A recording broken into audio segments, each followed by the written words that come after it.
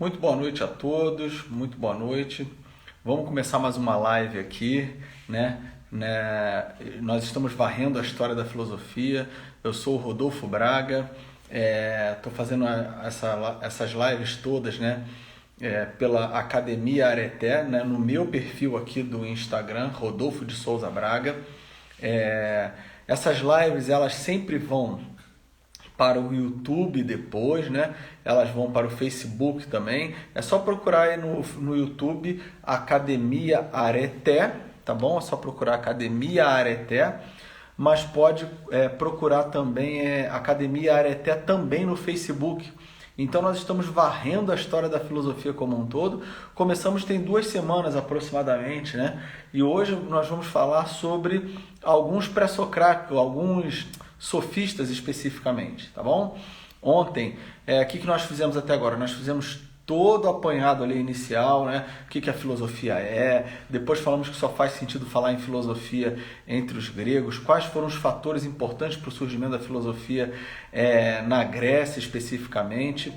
Depois nós entramos na história da filosofia como um todo, falando ali dos pré-socráticos, Tales, Anaximandro, Anaxímenes, falamos do Heráclito, do Parmênides, mostramos o problema de Heráclito e de Parmênides, falamos do Zenão de Eleia, depois nós falamos de alguns outros pré-socráticos, Pitágoras, Leucipo e Demócrito, falamos também do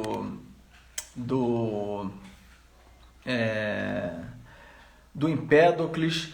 E aí, na terça-feira agora passada, eu fiz uma pausa e falei de um tema aleatório, Falei, por exemplo, da importância de saber nomear as coisas, Citei o livro do Gênesis, o capítulo 2, quando Deus dá o poder ao homem de nomear as coisas, porque ele ainda estava antes da queda, O homem podia nomear os animais, vamos dizer assim.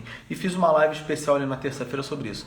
Na quarta, que foi ontem, eu voltei a falar sobre a transição entre o período pré-socrático e o período socrático especificamente, E vejam, queria agradecer a presença de todos aí e que todos que estão assistindo aí possam também divulgar esse trabalho. É um trabalho modesto, que nós estamos começando, e eu queria avisar a vocês já de antemão, antes da gente entrar no tema propriamente dito aqui, que são alguns sofistas especificamente hoje, o movimento sofístico, do século V ali antes de Cristo. Eu queria convidá-los, a acompanhar essas lives aqui, porque provavelmente na semana que vem nós vamos anunciar aí alguns cursos, Eu vou anunciar especificamente um clube de debates, tá bom, pessoal? Eu vou fazer um clube de debates e oratória para jovens desde 10, 11 anos de idade até 18, 19 anos de idade. Claro que nós vamos separar mais ou menos por faixa etária, dependendo da demanda. Eu já tenho uma certa experiência com aulas de debate mesmo, num grande colégio da cidade aqui do Rio de Janeiro. Eu sou de Petrópolis, moro em Petrópolis, estou em Petrópolis, estou na minha casa, mas assim, eu já tenho uma experiência aí de alguns anos dando aula de debate especificamente, de discurso também, Sou professor de filosofia nessa escola também. Dou aula para uma outra grande rede franciscana aqui no município de Petrópolis também, no Rio de Janeiro. Então, assim, eu tenho uma certa experiência aí com adolescentes em geral, Já dei aula, por exemplo, desde o 5º ano, que seria mais ou menos essa faixa etária de 10 anos aí também, alguns anos atrás. Então, eu tenho uma certa experiência com jovens nessa idade e principalmente os jovens a partir ali daquilo que nós chamamos de ensino médio. E aí, lá nesse clube de debate, eu vou fomentar, por exemplo, a prática o tempo todo do jovem falar. Existem certas regras ali que ele vai ter que cumprir na hora da fala, o tempo, por exemplo, que ele vai ter que falar. Então vejam, se você conhece alguém que tenha filhos nessa faixa etária, por exemplo, de 10, 11 anos até 18, 19 anos, recomende a nossa página aí, o meu perfil do Instagram, porque todo dia eu estou fazendo live nesse sentido, e na semana que vem especificamente o desenvolvedor lá do site já está organizando tudo, estamos arredondando tudo ali para divulgar efetivamente, colocar a carroça na estrada aí e divulgar esse clube de debate, onde vocês vão poder colocar os filhos de vocês ou recomendar para que os amigos de vocês coloquem os filhos de vocês. Para quê? Porque porque o interessante ali no clube de debate não é o garoto vencer o debate. O objetivo não é vencer o debate. O objetivo é fazê-lo em buscar a verdade, buscar o saber, né, o conhecimento fundamentado, como nós vamos falar daqui algumas aulas dessas daqui, acerca de Sócrates, né, e Platão, ali a diferença entre episteme e doxa, né? E, veja bem, nesse clube de debates, o jovem vai aprender a arte de falar bem, argumentar bem, o que é um argumento válido, o que é um argumento inválido, e vai poder praticar esse tipo de coisa. Por exemplo, está programado algumas aulas mais para frente, o jovem, por exemplo, tem que utilizar algumas falácias. Não, agora você, para a próxima aula, você vai apresentar oralmente 2 argumentos falaciosos. Por exemplo, um argumento ad populum, um argumento, uma falácia do espantalho, por exemplo. Né? Você vai ter que apresentar esses 2 argumentos na próxima aula. Não é para ele sair utilizando esses argumentos por aí, mas simplesmente para ele entender o que são esses argumentos, para se alguém estiver utilizando esses argumentos contra ele, ele saber se defender. E aí eu vou mostrar como é que se faz a defesa disso daí, de uma maneira sadia, de uma maneira, vamos dizer assim, bem pé no chão. Amigo numérico, muito obrigado pela presença como sempre, tá bom? Se você tiver, já falei para você algumas vezes, Coping Londrina, também muito obrigado pela presença, por estar aí, tá bom? Se tiver alguma questão aí, pode mandar pra gente poder tentar resolver. Se a gente não souber resolver aqui no ao vivo, a gente tenta depois, eu tento estudar depois e esclarecer aqui, não tem vergonha nenhuma de dizer que eu não sei um assunto, tá bom? Muito obrigado então pela presença, pessoal. Então, assim, dito isso, né, acerca do curso aí, desse curso que eu tô para lançar já na semana que vem, tá bom? Acerca disso, vocês é só, na verdade, divulgarem, ajudar na divulgação aí desse curso e recomendando, olha só, vai ser um curso sério para jovens saberem o que? Falar bem, argumentar bem e, assim, buscar a verdade em última instância, tá bom? Então, vamos lá, vamos começar o nosso assunto da live de hoje especificamente. Ontem, então, eu dizia que ali no século VI, do século VI para o século V antes de Cristo, principalmente ali no início do século V, né, 499, 500, 499, 498, 497. Boa noite, Enzo. Obrigado pela presença, tá bom? Obrigado, Mateus dos Anjos, também obrigado pela presença, agora chegando aí. Só lembrando, então, que nós vimos ontem. Ali nesse início do século V, o que é o início do século V? Como eu falei, 500, 499, 498, 497, 496. Nesse início ali, os gregos estavam sofrendo ameaça dos persas, tá? Não tem problema não. Chegou atrasado, Matheus, mas não tem problema não, tá bom? Eu também comecei agora há pouco, tá? E os avisos paroquiais, vamos dizer assim, acabaram de ser dados, agora eu estou entrando no conteúdo propriamente dito. Mas depois não deixa pegar os avisos paroquiais não, porque é sobre a divulgação do curso que eu vou dar de debate e oratória, tá bom? Então vamos lá. Então nesse início ali do século V a.C., os gregos estavam sofrendo ameaça persa. Foi criada a Liga de Delos, como eu falei ontem, não vou ficar repetindo tudo aqui, mas o que acontece é o seguinte, Atenas virou uma cidade opulenta a partir do ano de 450, quando todo o tesouro da Liga de Delos foi para lá, depois gerou a Guerra do Peloponeso e tal, ou Peloponeso, né, muita gente fala também. Então gerou essa guerra entre atenienses e espartanos praticamente, mas antes disso Atenas estava uma opulência só, então Atenas se tornou um grande centro, vamos dizer assim, cultural da época, porque era uma cidade que estava construindo tudo maravilhoso, tinha, vamos dizer assim, um poderio material muito grande, enfim.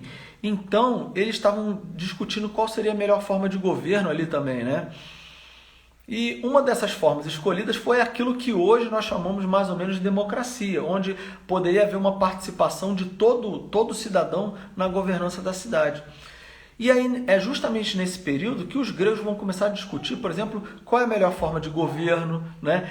E se nós sabemos qual é a melhor forma de governo, quem é que deve ser o governante nessa melhor forma de governo, mas para nós sabermos quem é o melhor governante, nós temos que saber o que é o homem. Por isso que esse período nós fizemos uma transição do período onde nós analisamos as coisas por meio nós analisamos o mundo físico, né?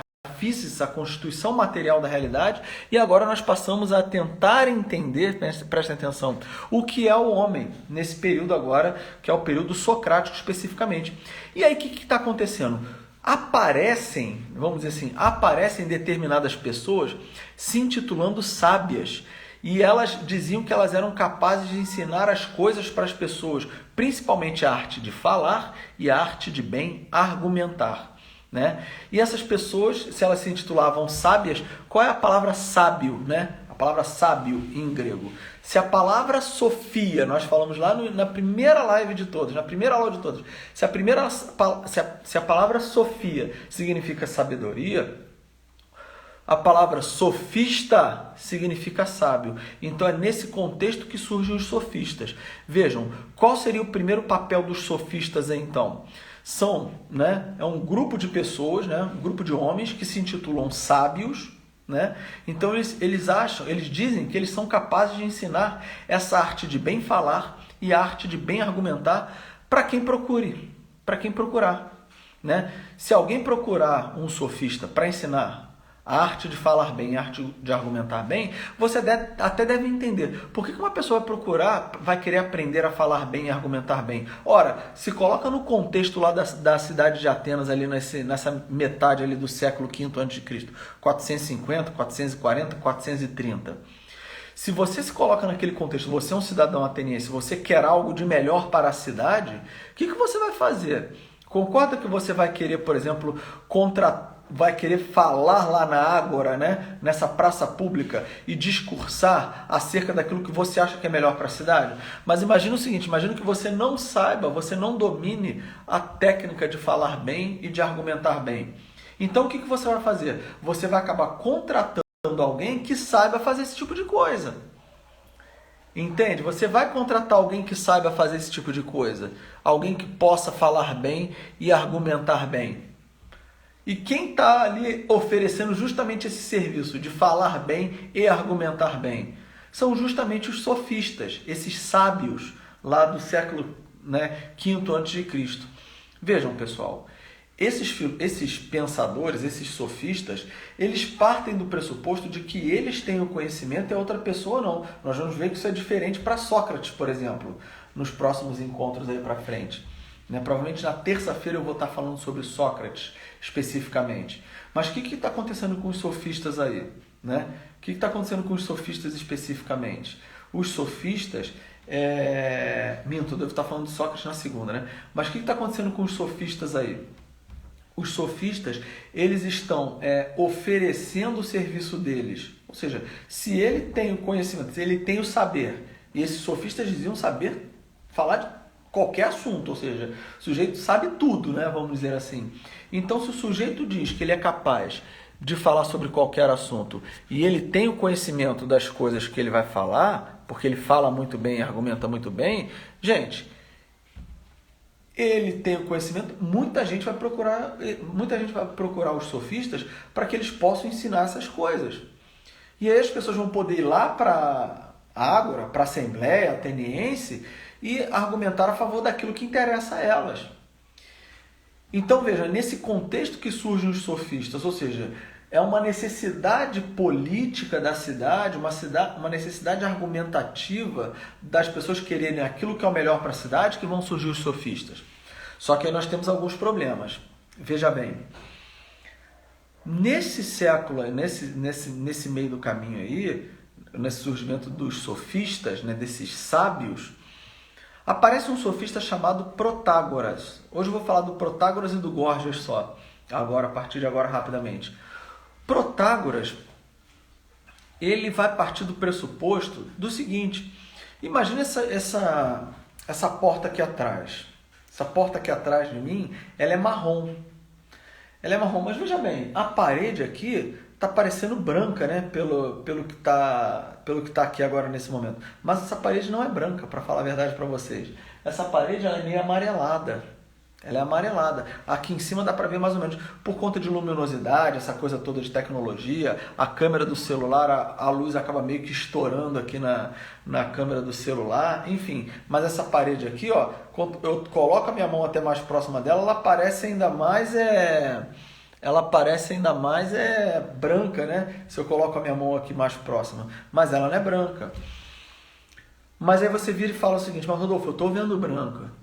Né? É engraçado que eu tenho uma experiência com alguns alunos. Uma vez na sala de aula deles, eles tinham um mural verde e uma faixinha verde assim no canto, né? Essas faixinhas que as pessoas botam assim em casa para decorar. Lá tinha uma faixinha dessa de azulejo muito bonitinha e um mural verde, de uma tonalidade verde muito parecida com esse verdinho.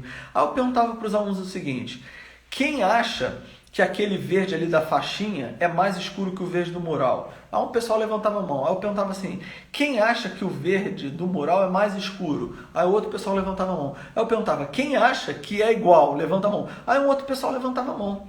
Falava: tá vendo? Olha só, vocês entenderam exatamente qual é o espírito do Protágoras de Abdera, né? Protágoras é um filósofo que surge em Abdera e vai para Atenas para poder vender os seus serviços nesse contexto aí dessa pujança econômica ateniense na metade do século V a.C.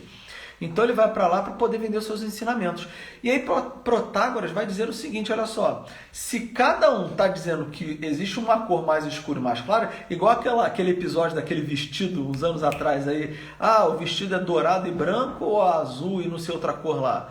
Cada um via de uma cor diferente. Não, cara, é dourado e branco. Não, é azul e não sei o que, roxo não sei o que, sei lá.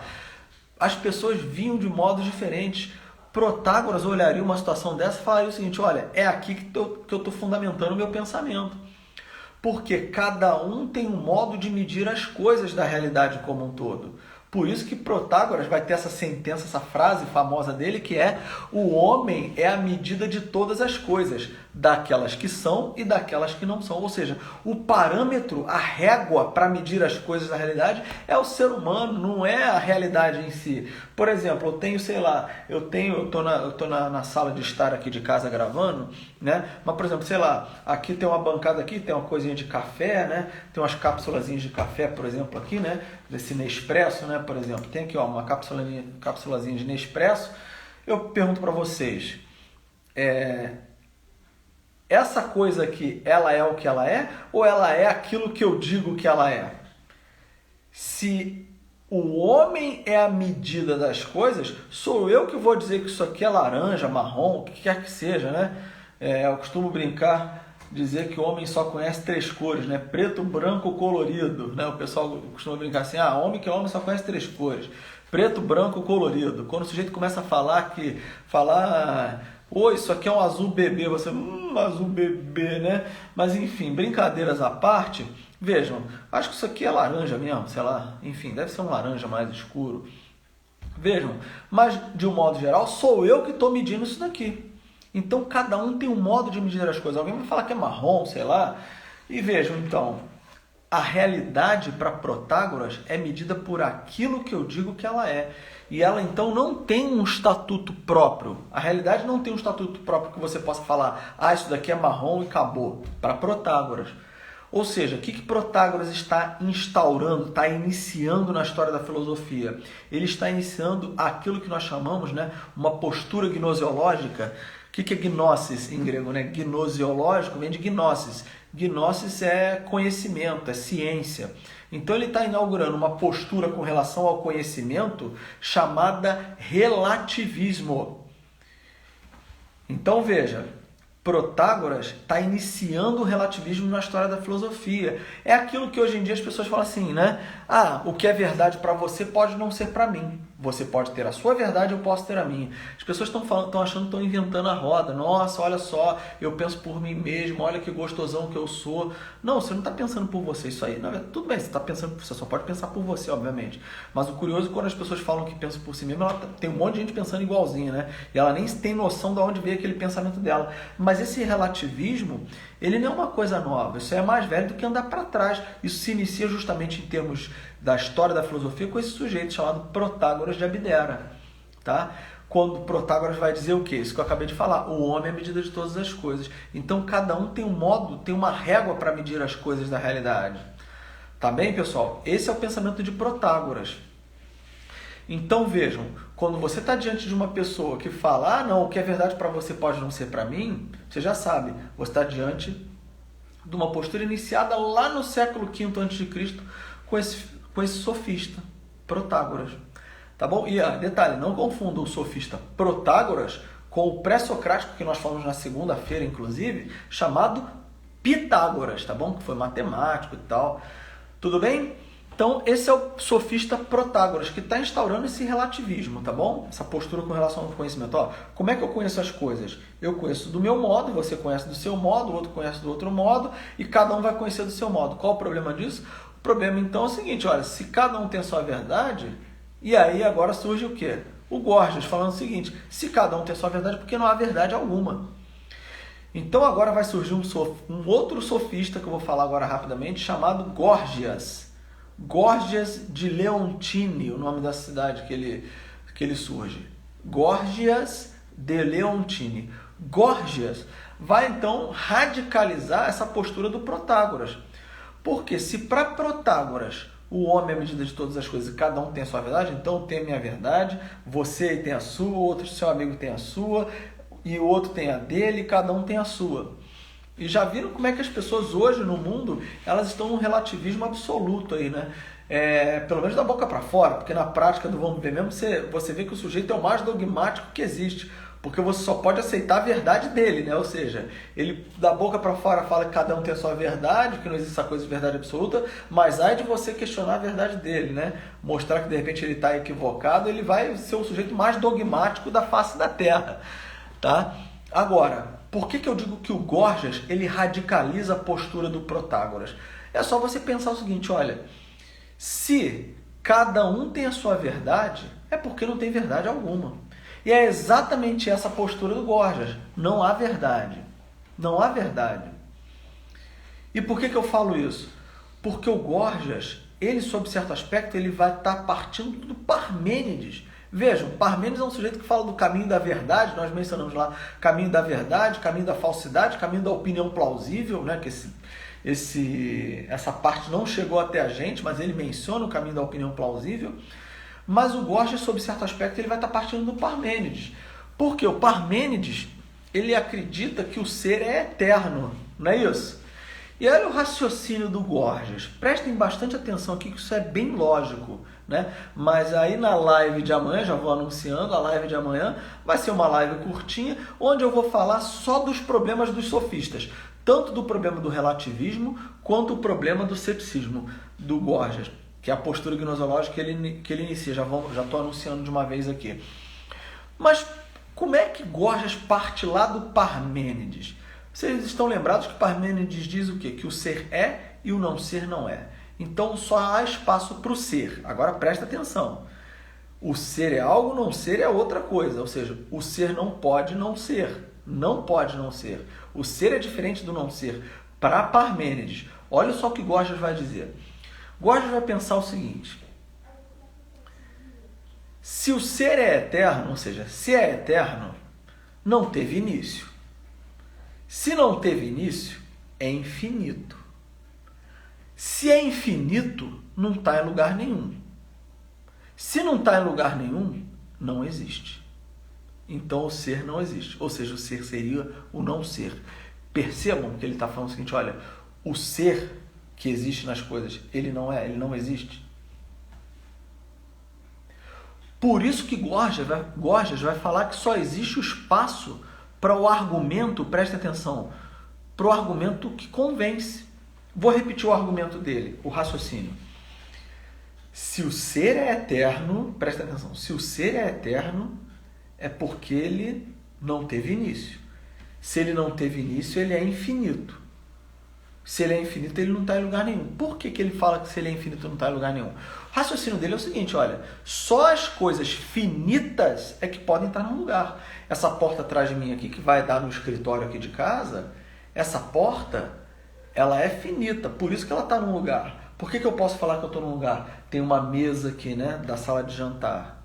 Tem esse armáriozinho aqui, que tem uma cafeteira, tem um pote de manteiga, que às vezes a gente pega e come pão aqui no café, né? Tem uma cestinha, tem as cápsulas de café. Gente, essas coisas todas são limitadas, né?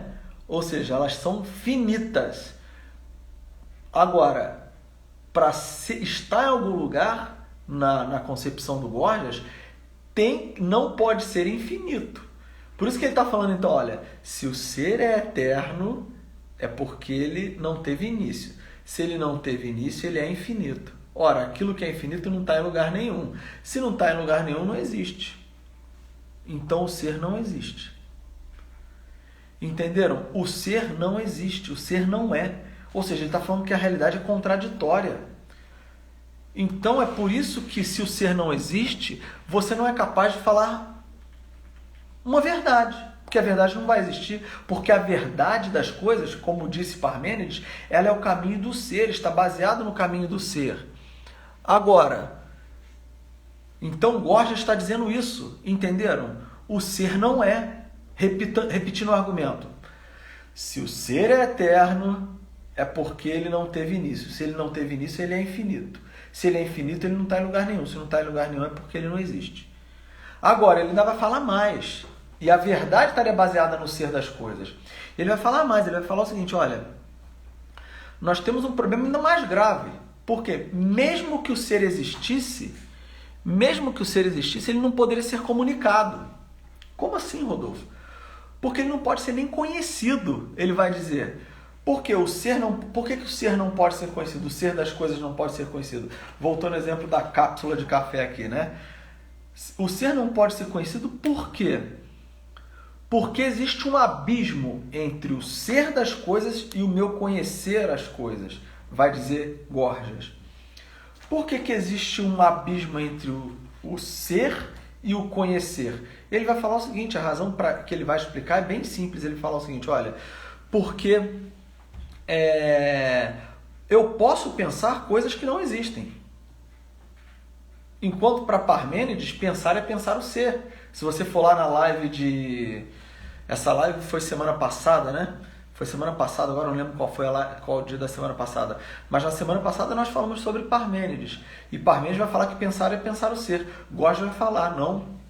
Pensar não é pensar o ser. Porque você não pode pensar o que as coisas são. Ele vai falar, o ser não é, o ser não existe. Mesmo se ele existisse, você não poderia pensá-lo. Por quê? Porque existe um abismo entre aquilo que você pensa e aquilo que as coisas são. Como que ele justifica isso? Ele justifica que eu não posso conhecer o que as coisas são porque existe um abismo entre aquilo que eu penso e o que a coisa é. Que abismo é esse? O fato de eu pensar coisas que não são. Que coisas eu penso que não são, Rodolfo? Por exemplo, eu posso pensar Pégasus, segundo Gorgias. Eu posso pensar Pégasus. O que é Pégasus? Um cavalo alado. Você pode pensar esse tipo de coisa, mas ela existe na realidade? Não, não existe. Então vejam, por existir esse abismo entre aquilo que eu penso e aquilo que a coisa é, ou seja, o ser da coisa, ele vai falar, olha, o ser não é, como eu já acabei de falar, né? O ser não é, ou seja, o ser é contraditório, o ser não existe. Mesmo se ele existisse, ele não poderia ser conhecido. Então, o que sobrou para Gorgias? Gorgias vai falar o seguinte, olha, só sobrou o argumento mais forte. Então, se você tem um argumento que convence o outro e esse argumento convenceu o outro de fato, não é assim? Se o seu argumento convence o outro, não interessa se ele é verdadeiro ou não, porque não existe verdade, não existe o ser das coisas, a verdade estaria fundamentada no ser das coisas, né? E aí eu tenho uma menina, a Marina está perguntando aqui, então esse abismo faz definir aquilo que é real ou não? Olha, Marina, se eu estou entendendo o que você está perguntando, veja bem, o abismo, né? Definir aquilo que é real ou não, né? Esse abismo. Bom, pro Gorgias, eu estou falando pro Gorgias, eu não estou entrando no Sócrates e nos socráticos mesmo, não. E aí eu até te convido, assim, por exemplo, amanhã eu vou mostrar os problemas dos sofistas. Na segunda-feira eu vou iniciar o Sócrates. Eu devo acabar o Sócrates na terça ou na quarta-feira da semana que vem. Mas veja bem,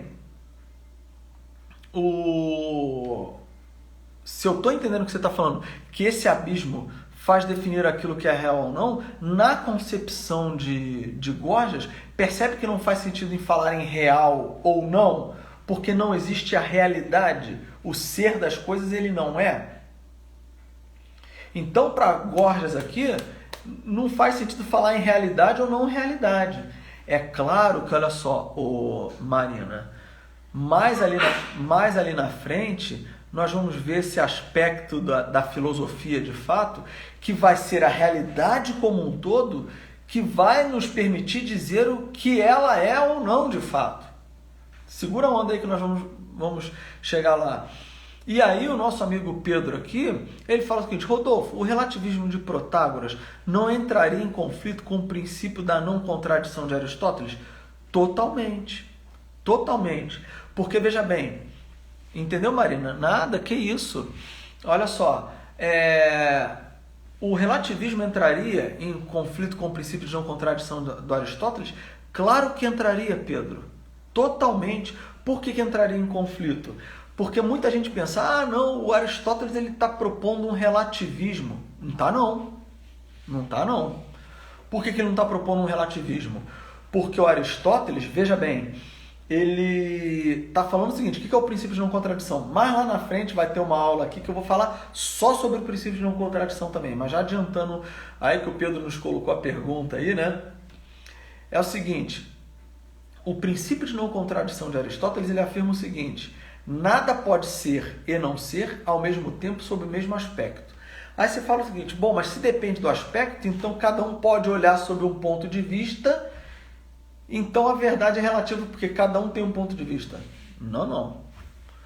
Porque o que interessa é ao mesmo tempo sob o mesmo aspecto.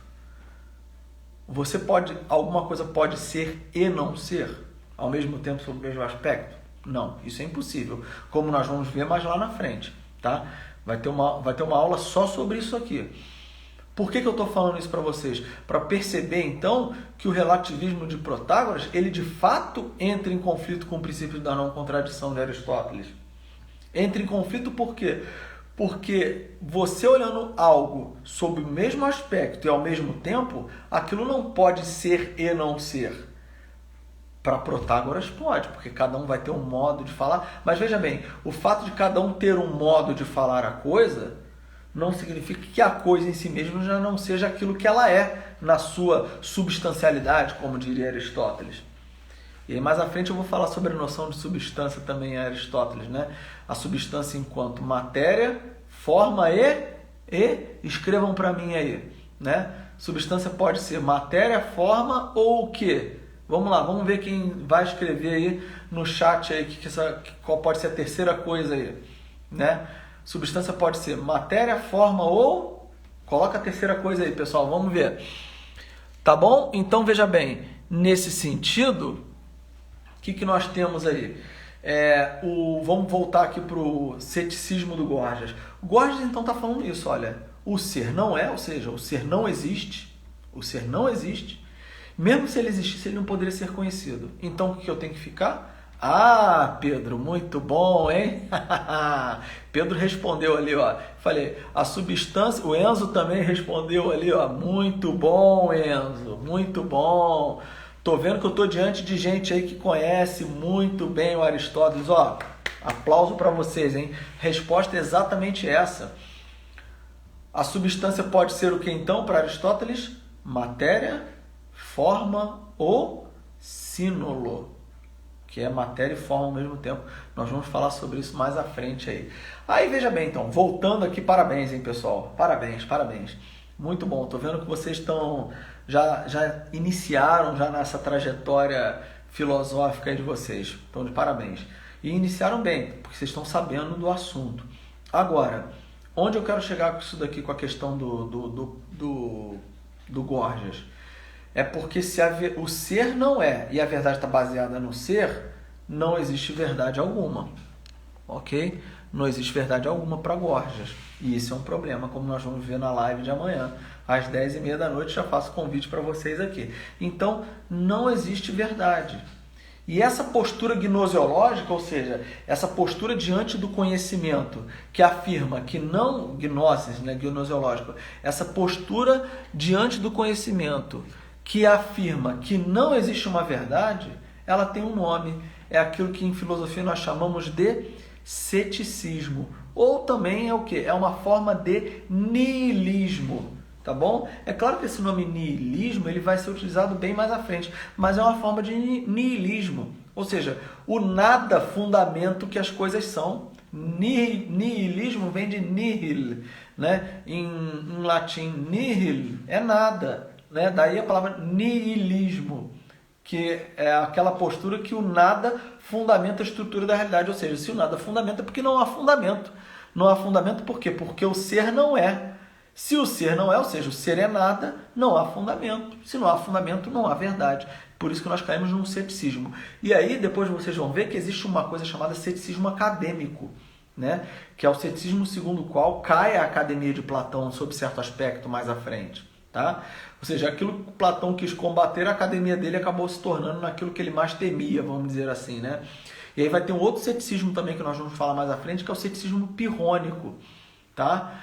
Mas aqui nesse momento eu estou falando de um ceticismo, ou seja, a postura segundo a qual o sujeito que é cético afirma a inexistência da verdade, ou seja, a verdade não existe. Ok?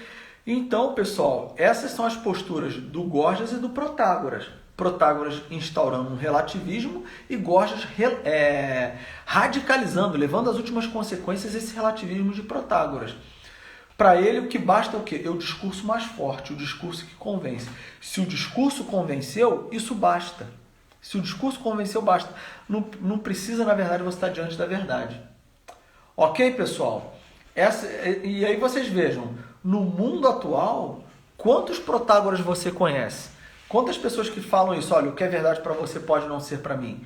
Quantos Gorgias você conhece que vão dizer que não existe verdade alguma? Basta apenas você convencer as pessoas daquilo que interessa a você. Muitas. No meio dos professores, estou acusando os primeiros da minha área, no meio dos professores, no meio dos advogados, no meio dos jornalistas, juízes, médicos. Então isso aí está muito bem distribuído em todas as áreas da humanidade, das profissões. Ou seja, pessoas que não dizem que cada um tem a sua verdade e pessoas que dizem que não existe verdade alguma. Ok, pessoal? Então, vejam que essa postura, tanto do relativismo quanto do ceticismo, elas são mais velhas do que andar para trás. Então, aí hoje as pessoas achando que estão inventando ali a roda, né? Só que isso aí já foi mais do que refutado. E é o que nós vamos fazer na aula de amanhã. Na live de amanhã, que vai começar às 10h30 da noite, eu vou falar exatamente sobre esse assunto, que é o quê? Os problemas tanto do relativismo do Protágoras quanto do ceticismo do Gorgias. Amanhã eu vou fechar esse assunto dos sofistas, de fato, mostrando os problemas. Qual o problema do relativismo? Eu vou apresentar problemas teóricos e problemas práticos. Qual o problema do ceticismo? Eu vou apresentar problemas teóricos e problemas práticos também. Ok, pessoal? Lembrando então aí, para terminar a nossa live, eu vou lançar semana que vem, provavelmente já, o site já está sendo desenvolvido, vou lançar o curso o Clube de Debate, tá bom? O Clube de Debate, se vocês conhecerem jovens aí de 10, 11 anos de idade até 18, 19 anos de idade que queiram participar desse Clube de Debate, ele vai ser lançado na semana que vem. Em um mês eles vão o Clube de Debate vai começar, tá bom? O Antônio está falando aqui com toda a razão. Tá cheio de sofista no cenário político do Brasil de hoje. Lotado, Antônio. Isso aí, né? Isso é o que mais tem. Político é o que mais tem de sofista. Até porque, né, nós falamos das características dos sofistas, né? Eles dominam a arte da oratória, dominam a arte da retórica, ensinam apenas mediante pagamento, que foi o que o Platão fez bastante questão de frisar, o Aristóteles também. E uma última característica é que eles, em geral, não estão interessados na verdade. Estão interessados apenas o quê? Em convencer sobre aquilo que é mais vantajoso para eles. Ok? E aí, veja bem, então, eu vou lançar esse curso aí em um mês. Se vocês conhecerem jovens aí entre 10 e 19 anos, é claro que vai ser por faixa etária, né? Eu vou trabalhar a arte de argumentar, de falar, de o que é um argumento válido, inválido, e vai ter muita prática aí que possam indicar, vai ser muito bem-vindo. Tá bom, pessoal? Muito obrigado a todos aí. Lembrando, nós estamos no YouTube também, essa live vai para o YouTube depois, recomendem, curtam lá no YouTube, no canal da Academia Areté, tá? E no Facebook também. Muito obrigado a todos pela presença e que tudo seja feito para a maior glória de nosso Senhor Jesus Cristo. Muito obrigado, beijo no coração de todos. Valeu, pessoal. Tchau, tchau.